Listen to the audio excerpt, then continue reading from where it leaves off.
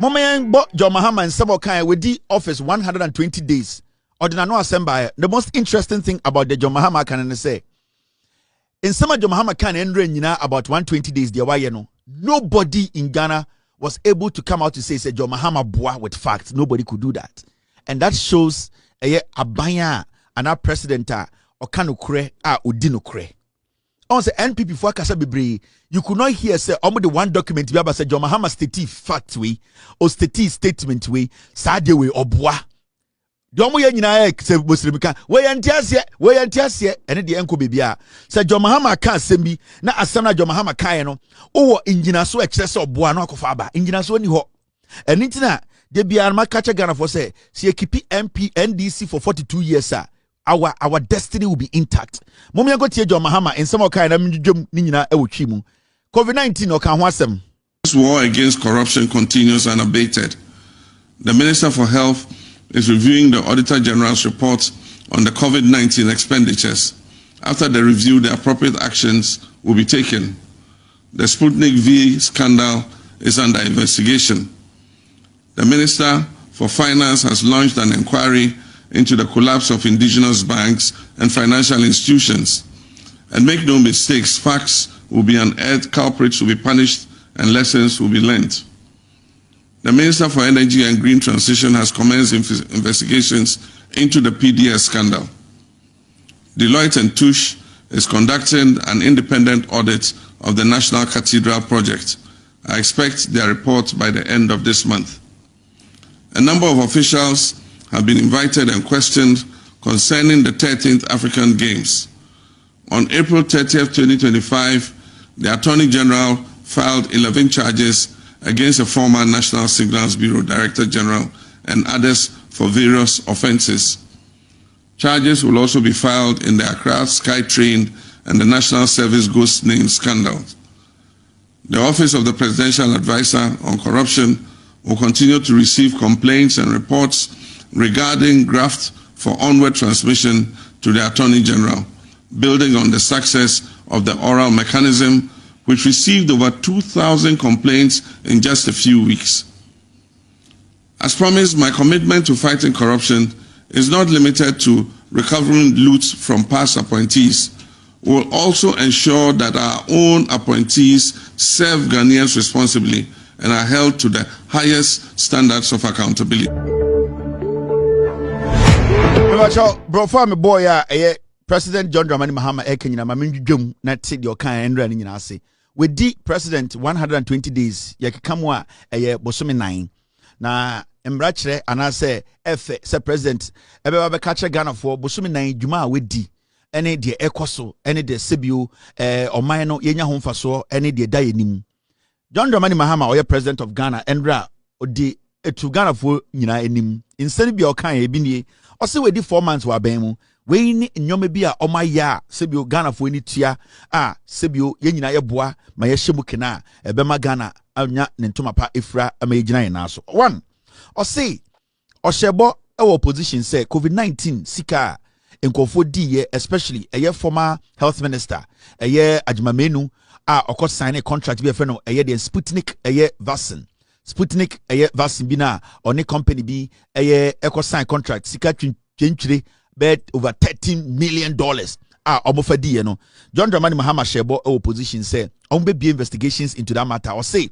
on the health minister nakasa and attorney general investigations no be and there ya tutu ni pebia no a enche yede omo ebeko court. Ebo a o share Ghana for no John Mahama we di sa ebo no so. Osaka bibi fa eye banks a yegugu no Ghana. Also share Ghana for bo say obedi president obe make sure be be investigations and our police for be hwehwem na nipa bi ya frɛ omo atoto ma no na ehu omo mu di Ghana bone eba banks a se be ekufu ado be di aban mu oni ofori atamo ehye da etutu mu ema nipa bi wuye omo dwuma seye a sike bi koke ma yentua John Mahama ene Ghana focus also we di eye de oban we so eye bosome 9 na de obetuma ka che Ghana for a osimu pi ene say wama eye IGP Attorney General omunyina eba eye banks a ye close ye na ye bie eye investigations a ende ye no ka say Nanado Danko Ekufu the MPP for no omo sa aban mu a omo di ntintiman emiegu banks no ye toto omunyina no omo mbeko ebeko adwe mu no ye beche omo de omo ko gina court na asotwe bia wo ho bia no ye de ama omo John Mahama e kasa no o say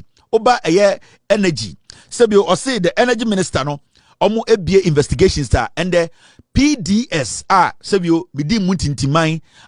manyonko a yefre no Larry Dogbe a ɔtwerɛ Herald newspaper yedi mutintiman ye ka etibo ma sebio yedi no kure no ebre mu a me ball gabi tape na omo check Ghana electricity sika Nana Dankwe Kufuado, Bawumia, Oforiata, and it bumped him Ekamutribo, Omubu Ghana Sika over $500 million. No, John Mahama said, or Ghana for say, a year PDS, no, Obama ye be investigations, na Omwa Omubeka, a Jemuno, and na Omwa Ahmanabeso Monano, Yanio Omo Akujina Court, Achiomaso, or say, and also no, a year investigations, no, Omobia, Jumadiano, Ekoswa, ye to Tunko Fobi, Ano, Ewo Eddie, Abaimu, Enche, Yadiomunina Dibe Ebetuja, na Attorney General, no, the also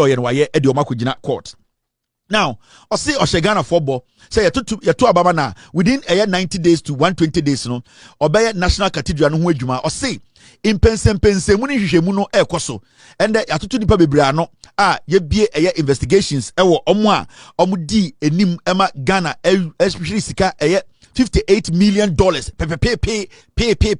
sasika na share oma betu amena no say company be afraid Deloitte omo na ye dwumade ni hwehwe mu no amomo John Mahama say bosimu enko awie no na omo de dwumade omo de ni nyina abekire no hwehwe mu omo ye omo mu wie sika omo de kasoko bo omo ko a omo fa kotikwan so wie te say de kusi boaten ene omo anomo da board ne so nyina no ye say investigations no Deloitte for hwehwem enti John Mahama akache Ghana for say eno so investigations ni ebie ema sebio by the end of the month no company a omo yes adwuma no nhwehwemu no they from Deloitte omo ene de de no omo na omo de nsam ne beba na egina so ebu nkofo bi aten ewo court. Now omo say na nsen John Mahama ka kire Ghana for ye bibia for the 13th African Games and kabema athletics any ade ye na nsen enche ye no won kran emu ne be hu say ofori bedi etuo yire enya $50 million to pay to serve food for 15 days. Or say 20 days amodema no 4 months no eno so omo be investigations met me kra kan esipsupi say the former sports minister no NIB office wakobe 15 times wakoko bonkofo din ehye no ho onka bibia I can say on authority said the former sports minister he has been invited no less than 13 times our NIB office or leaky information oba parliament no wa edin obetena TV so no wa edin woka nokura ewo mu nyina because one kan obeko jail nti eno so John Mahama ka kire Ghana for say 13th African Games no so eno so investigations no omo bia impense mu koso hwehwemu koso a enche Attorney General enso edina no aseba beto omo a ewo mko gina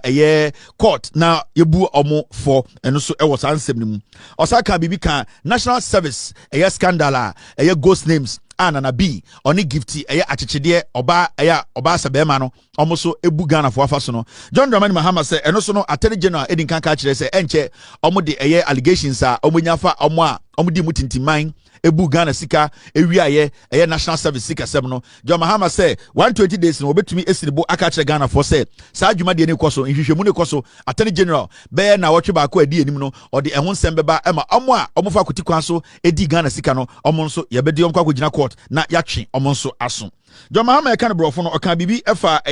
bibi efa no oral ene den ono so ka say enye se ebia omo abanda de mu omo bɔ kro no nko na MDC aban ehwehwe omo nsemu o se okan simu pi 4 months amode hye ne se ana 120 days yi omo so omo na aban mu a sebio omo amagye so bɔ kro no wama Attorney General instruction se omo na ni nko omo ho se obi bɔ kro no wɔ aban we mu a wama Attorney General no blessing o se obi a obɛkye no investigations bɛkye no CID bɛkye no ɛwɔ se ye de ne kogina court se ne yebu Ekufuado ene ne nkwara no ɛfɔ no ɛwɔ se omo so no mbra no ene omo di we ena na John Dramani Mahama edwudwem ema Ghana for ehu 120 days a obedi no aban mu no wabedi no aban mu no de waye osaka As promised, my commitment to fighting corruption is not limited to recovering loot from past appointees. We will also ensure that our own appointees serve Ghanaians responsibly and are held to the highest standards of accountability. To reinforce public trust and ensure equitable access to state resources, I pledge to implement a government policy prohibiting political appointees from purchasing state assets. Reports of former officials acquiring public properties after regime changes have eroded public trust, particularly the alarming surge under the previous administration. In response, our policy prohibits all political appointees in state assets. Report, I pledge to implement a government policy prohibiting political appointees from purchasing state assets. Reports of former officials acquiring public properties after regime changes have eroded public trust, particularly the alarming surge under the previous administration. In response, our policy prohibits all political appointees, their assigns, and closely associated persons from purchasing state assets. Section 5B of the Code of Conduct provides a clear sanction, immediate termination of appointment if an appointee is found to be in the process or has purchased any state asset directly or indirectly. Mahama ekasa 120 days within the office 4 months no say na aban ahyemra say aban mu nipa sebio omo ye adwuma ma aban sebio omo hu nipa omo ban omo te se omo mma omo yerenom sebio nipa omo ka omo busua ho no obia ne ho kwan se obeto aban agapade including ono ankasa ono ontumi to aban agapade ne mma entumi to aban agapade ne yere entumi to aban agapade enti o say eye 4 months wa hyemra code of conduct no ewom appointee bia ni wo NDC abema ohye ono John Mahama sia wo se owo saa 2 minutes obeto eye de aban agapade no political appointee past or present obia ni saa kwan ne se obetumi ato eye ye ne Ghana ye japade bia enti ose saa mra no so wahye a emra no agina ho kentin a ebo Ghana ejapade ho ban adekudie nti oso ye saa de ne se ompese nipa bi benya tumi na omudi omutumi no etietie Ghana fofa ahodie so ewia Ghana ejapade ade ababe omudie na omufri politics mu a omuni omobusuafo kwa ankodi enti ose wasete emra na to 4 months edition say eho akuntabuo no obu a kyerem no ose aban hu nipa bia ni ho no political appointee obia ni hu tumi se oto edien aban agapade sebio ono ankasa ne ba entumi nto ne yere entumi nto ne ba girlfriend entumi nto ne ba yere entumi nto saa na appointee bia so ehu nipa ne yere ne ba yere ne banua ne obia entumi nto edien eye aban agapade eye emra washa sebio awose Ghana fo nyina yedi so we eka eye 120 days djuma we di a ene eye ban a wabo Ghana ejapade ho ban John Mahama eka safa eye galamsey ho. We promise to ban illegal and new mining activities in forest reserves and roll out our Tree for Life and Blue Water initiatives to heal and sustainably harness our environment. In the first 120 days, we've taken decisive action through a 5-pronged strategy to overhaul and sanitize the mining sector. This includes regulatory reforms and strengthening the law enforcement, including joint task forces, arrests and seizures of mining equipment, stakeholder collaboration, reclamation of degraded lands. 7 out of 9 forest reserves have been reclaimed. Illegal miners have been flushed out of these forest reserves. Concerning the ban on mining in forest reserves, on March 20th, 2025, a legislative instrument, LI 2462, was presented to Parliament to amend the Environmental Protection Mining in Forest Reserves Regulation. This amendment removes the President's power to grant approval for mining in forest reserves. I plan also to amend the Minerals and Mining Act 2003, Act 703, to completely prohibit mining in forest reserves. This would effectively, meticulously, legally, and entirely ban mining in our forest reserves. We promise to ban illegal and new mining activities in forest. John Mahama, President Ekasano, oka bibifa illegal mining, any yakwaya sebio nipebi afakuti kwanso etu yensase etu yensuo etu yenua etugu. O say 120 days amba no ohemra bi opposition samra no ende omo edi hu dwuma a sene be ya nipa bi ya entumi enkoye mining ewo yakwaya akasiem. Oni yakasei o say osisu pi se ende yakasei yakwaya be ye enkono a na galamsey chema untumi ketijemfu a Samuel Wuku eye kojo ponkroma ene eye gabi ochidakomo eye galamsey didididi wo mu no emu enkono no omotumi yimu enso a omako age through the minister or share in sase any egudie hu nsam so no or say ende just 4 months no eye kwaye beye nkono ana chema wontumi gum ene MPP fo gum ketijefo amo eye galamse etu yen sase ese yen kwaye no within 4 months amode man of 120 days no omo tumagim emu nko anson aka mienu omo di hu dwuma so bobeje na sebio eye emra eye LI 2462 eye emra ohyebo e opposition say obe make sure samra no ya sakrem ema nipa bi entumi enko eyeden ye kwayem enkoti egudie ose samra no sebio eye parliament esa eba samra no ye begina so ahye ema na ye eyeden tentan se ne be ya ono president kura no ontumi nka nchire obi ase obetumi de tumi ama obi se onko kwayem enkotu eye egudie ose illegal or even normal miners no sa emran ebe hye obi ase obia entumi fa excavator efa machine enkosi kwayem se okwakoye eye galamse indi samra no ye mra in 120 days amode man no omo hye wi a parliament betenasia omo be sakra eye de ensamnim ana samra nim ama sebio abebo Ghana eye den eye ye kwaye ye nsuo eni sebio ye kwaye brebrenu nkasa mu na ya chichire ye man ye into 120 days in 4 months of man no jumadi a wedi a sebio ebo a ohye opposition no sa jumadi we nyina no ebo a ohye we nyina no wedi so a okamu nsem akire John Dramani Mahama president e can be for 24-hour economy no ho. One of our signature policies for job creation and economic transformation is the 24-hour economy policy. We promise to commence drafting the needed legal amendments and prepare for its implementation within the first 120 days. The program is designed to drive structural transformation across our economy, built on pillars aimed at revamping key sectors such as agriculture, manufacturing, and tourism. The program rollout has commenced in earnest. The 24-hour secretariat is collaborating with the Development Bank of Ghana and the Ghana Infrastructure Investment Fund to operationalize financing pillars for this program. Cabinet has approved amendments to the Ghana Investment Promotion Center Act and the Labour Act to include specific clauses regarding 24-hour operations. These amendments aim to enhance social protection, create an enabling environment for the 24-hour economy policy, and promote conducive business and labor relations. Already several businesses are lining up to sign on to this policy. Some tangible actions have also been taken. The Ghana Investment Promotion Center has launched 24-hour premium services to eliminate processing delays for investors. The Ministry of Foreign Affairs has launched a 24-hour passport service with the passport application headquarters operating 24/7. The DVLA used a 24-hour service to clear a long-standing 18 months backlog of licenses and will soon commission a new 24-hour service office at Adenta in Accra.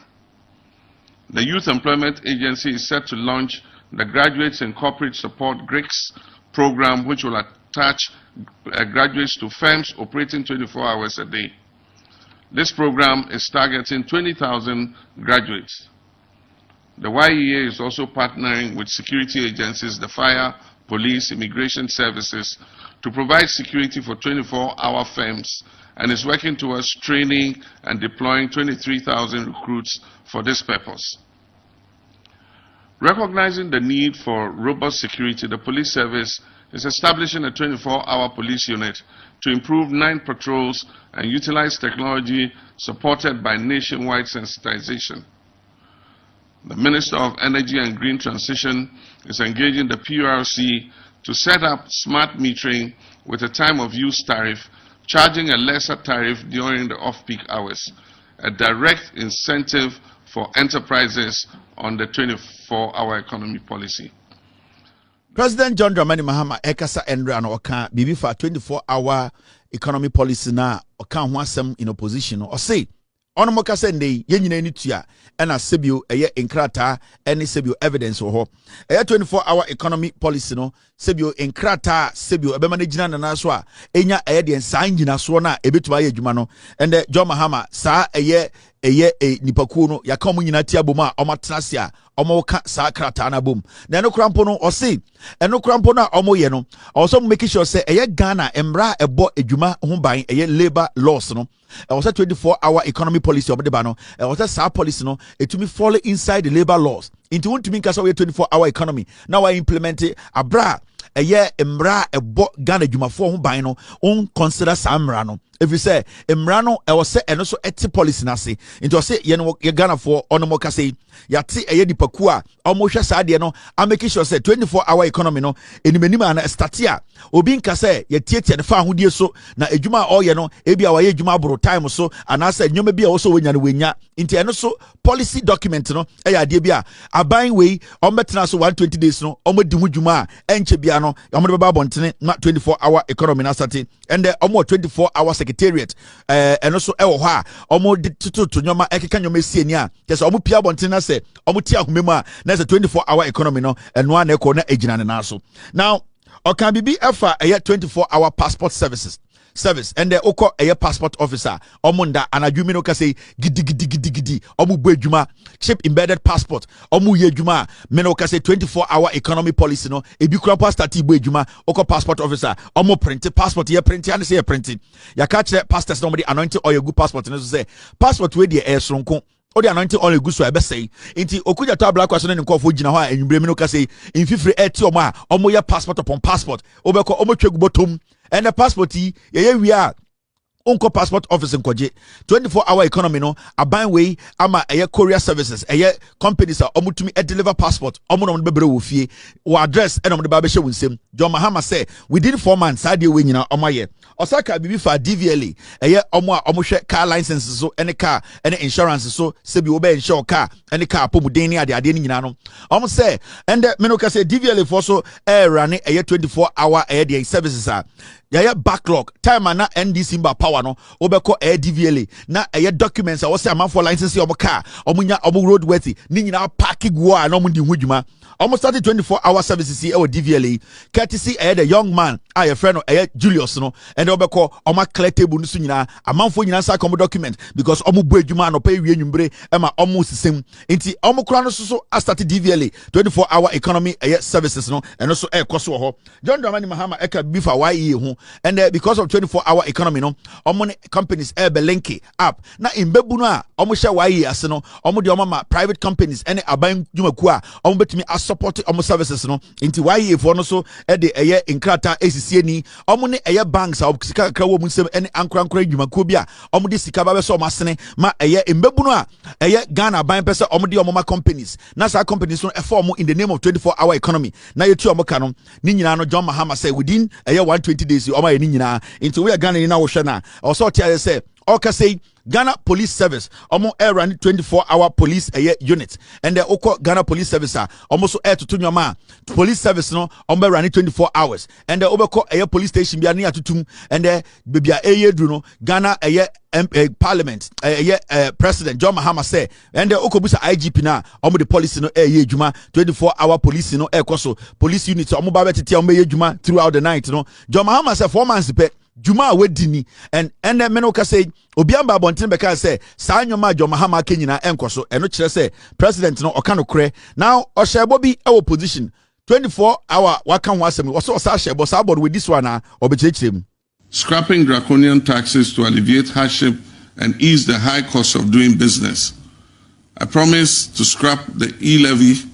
the COVID levy, the 10% levy on bet winnings and the emissions levy within my first 90 days in office. These tax expenditure measures were central to our 2025 budget statement. On April 2nd, 2025, I signed several bills into law, including the Electronic Transfer Levy e-levy repeal bill 2025, the emissions levy repeal bill, and the betting tax. We have delivered on 3 of these 4 specific tax repeals as promised. The COVID levy has intricate linkages to the existing IMF program. As a value-added tax, we have agreed with our multilateral partners to include it in our overall VAT rationalization exercise that is scheduled for September this year. We significantly exceeded our 120-day promises regarding overall tax reform by enacting other critical bills such as the Value Added Tax Amendment Bill, the Income Tax Amendment Bill, the removal of VAT on motor vehicles, the Public Financial Management Bill, the Growth and Sustainability Levy Act, the Earmarked Funds Capping and Realignment Bill, the Gold Board Bill, the Energy Sector Levy Bill, and the Petroleum Revenue Amendment Bill. Joy FM, Joy News. I'm going to say recording way by John Mahama can also share opposition. Say taxes be another than Kufu and Bawumia credit Japomo, Edia Gumuswana Mobreno, or Shebo opposition says taxes in Obechum, and in 120 days, 4 months per pepe. March yara John Mahama, pen, and ucha sa taxes in Namu, and the Menoka say